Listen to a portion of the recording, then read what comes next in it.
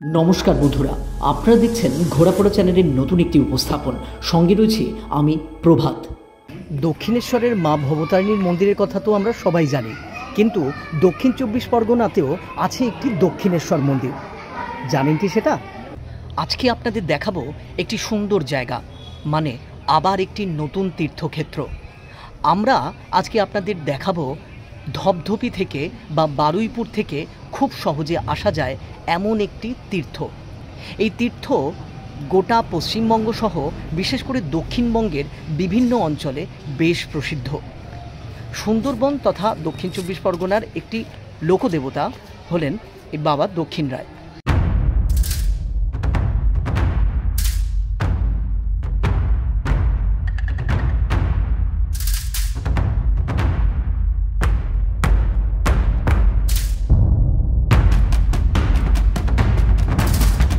যশোরের রাজা মুকুট রায়ের সেনাপতি ও পশু তথা দানবের নিয়ন্ত্রক, বাঘের রাজা, সুন্দরবনের ভাটি অঞ্চলের অধিপতি হলেন দক্ষিণ রায়।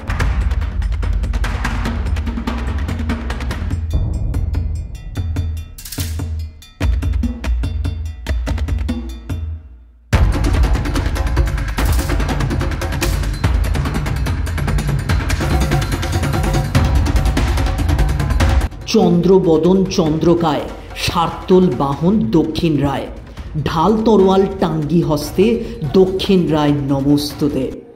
আজকে আপনাদের জানাবো একজন মানুষ থেকে দেবতা হয়ে ওঠার গল্প।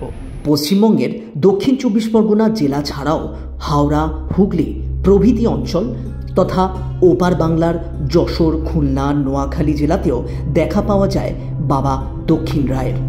তবে মূল যে উত্থান তা কিন্তু দক্ষিণ 24 পরগনার এই সুন্দরবন অঞ্চল থেকেই। এখন যেখানে দাঁড়িয়েছি এটা কিন্তু বহুকাল আগে সুন্দরবন অঞ্চলের বিস্তীর্ণ অঞ্চলের একটা অংশ ছিল। প্রায় 500 বছর পূর্বে সুন্দরবনের ভাটি অঞ্চলের অধিপতি ছিলেন দক্ষিণ রায়।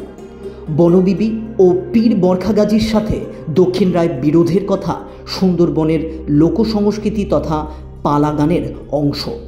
একজন মানুষ ও সৈনিক থেকে সাধনায় দেবতা হয়ে যুগ যুগ ধরে দক্ষিণ রায় হলেন সুন্দরবনের জাগ্রত লৌকিক দেবতা। এবার চলুন আপনাদের জানাই কিভাবে আসবেন এখানে। শিয়ালদার দক্ষিণ শাখায় এসে আপনাকে নামখানা ট্রেন ধরতে হবে। আপনি যদি সাউথ সেকশনে থাকেন তবে আপনাকে বালিগঞ্জ থেকেও ট্রেন ধরার সুযোগ দিচ্ছে। তো বালিগঞ্জ বা শিয়ালদা থেকে আপনি নামখানা, লক্ষ্মীকান্তপুর ট্রেন ধরুন, আর ট্রেন ধরে নামুন ঠিক ধপধপি স্টেশন, ঠিক 2 নম্বর প্ল্যাটফর্মে নামুন, আর 2 নম্বর প্ল্যাটফর্ম থেকে সোজা এগোলেই বাঁদিকে পেয়ে যাবেন অটো স্ট্যান্ড। চলুন পুরোটা দেখাই আপনাদের। এই হলো ধপধপি স্টেশন। আমরা এখন 2 নম্বর প্ল্যাটফর্ম দিয়ে সামনের দিকে এগিয়ে চলেছি, আর একটু সামনের দিকে এগোলেই বাঁদিকে পেয়ে যাবেন অটো স্ট্যান্ড। এই রাস্তা ধরে একটু এগোতে হবে। সামান্য কিছুটা এগোলেই আপনার বাঁদিকে এই রাস্তায় পেয়ে যাবেন টোটো বা অটো। টোটোতে বলবেন দক্ষিণেশ্বর মন্দির কিংবা দক্ষিণ রায়ের মন্দির যাবেন। মাথাপিছু 12 টাকা ভাড়া নেবে। 10 মিনিটের মতো টোটো জার্নি করতে করতে আপনার চোখে পড়বে বারুইপুরের বিখ্যাত পেয়ারা বাগান, আর সাথে দেখবেন রঙিন করম চা।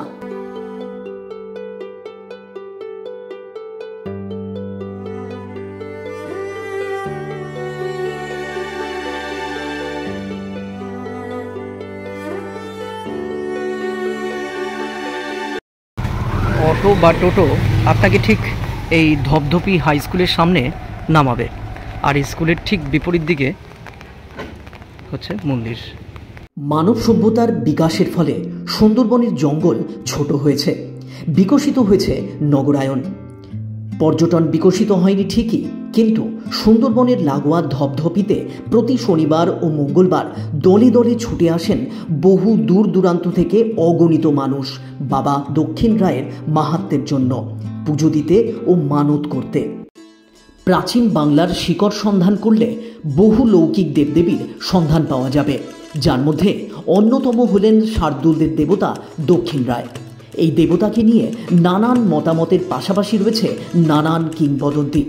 দক্ষিণ রায়ের বাবার নাম কেদার রায়, মায়ের নাম মা নারায়ণী।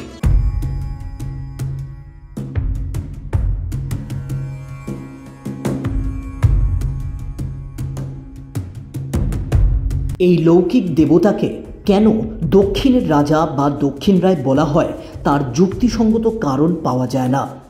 রায় পদবীযুক্ত দেবতা সাধারণত ধর্ম ঠাকুর রূপে দেখা যায়, যেমন বাঁকুড়া রায়, কলু রায়, মেঘ রায়, চাঁদ রায়, ক্ষুদি রায়, সুন্দর রায়, বুড়ো রায়, জগৎ রায়, দলু রায় প্রভৃতি কত নাম। এইসব রায় পদবীযুক্ত দেবতাদের নামের সঙ্গে শিব দেবতার নামের সাদৃশ্য অনুভূত হয়।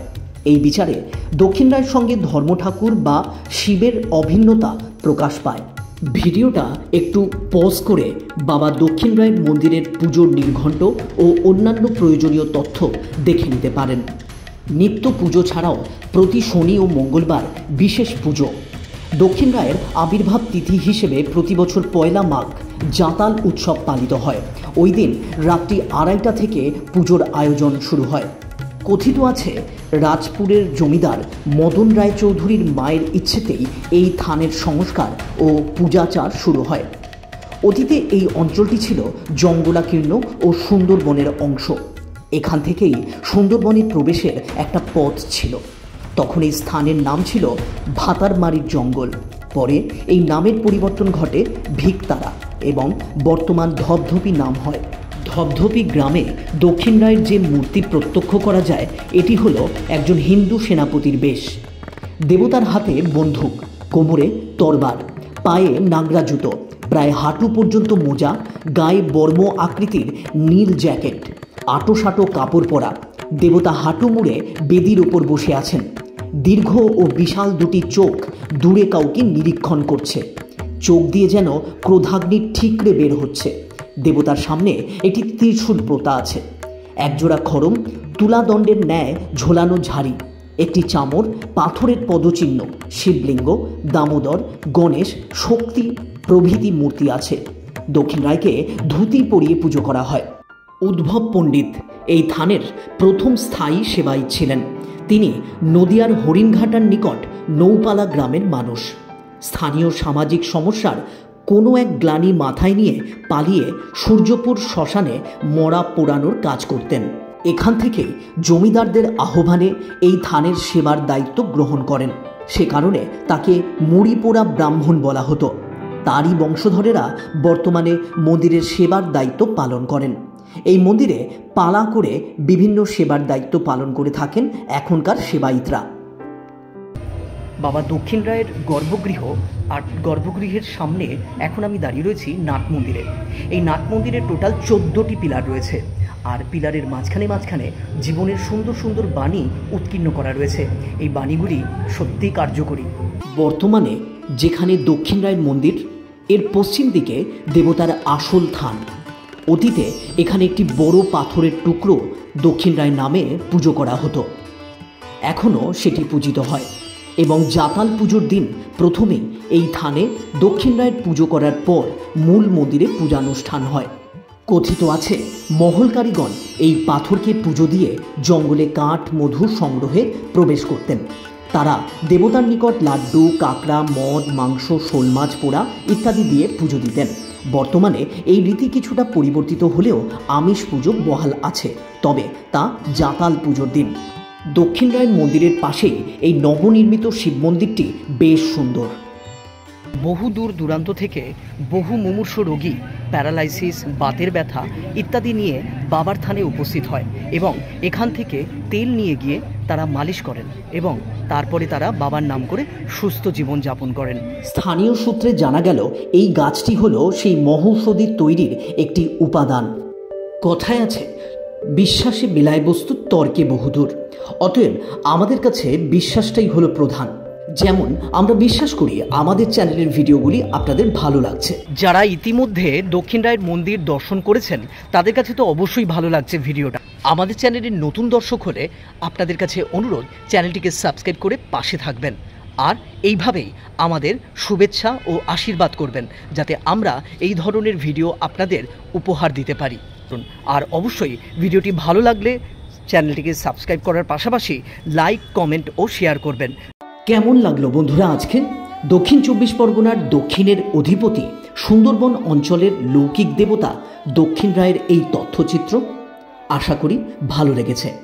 আর সেই সঙ্গে বন্ধুরা আজকের ভিডিওটা এই পর্যন্ত। আবার দেখা হবে পরবর্তী একটি নতুন ভিডিওতে। ততক্ষণ ভালো থাকুন, সুস্থ থাকুন এবং ঘোরাপড়া পরিবারের সাথে যুক্ত থাকুন। ধন্যবাদ।